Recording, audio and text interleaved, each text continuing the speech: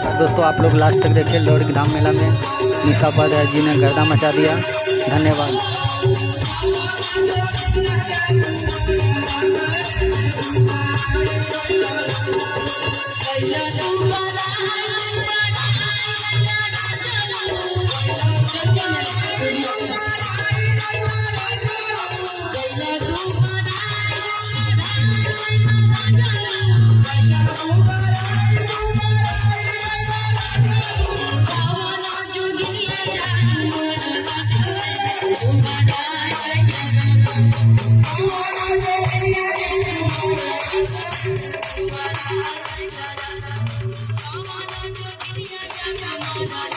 देखें, ज़्यादा से ज़्यादा शेयर करें, सब्सक्राइब करें हमारे चैनल को। दोस्तों अच्छा लगे तो एक बार लाइक करें, शेयर करें, फॉलो करें हमारे चैनल को।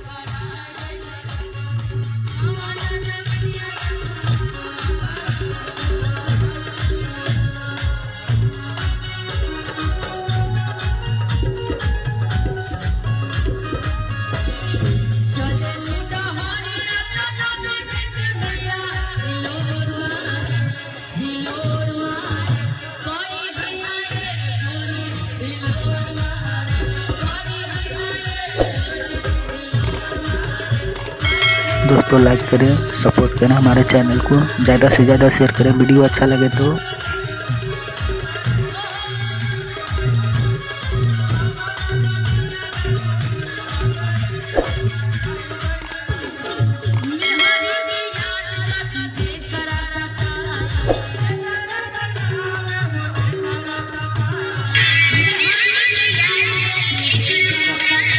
ज़्यादा से ज़्यादा शेयर करें, फॉलो करें हमारे चैनल को, लाइक करें, सब्सक्राइब करें। दोस्तों ऐसे ही वीडियो डालते रहेंगे, आप लोग सपोर्ट करते रहें हमारे चैनल को।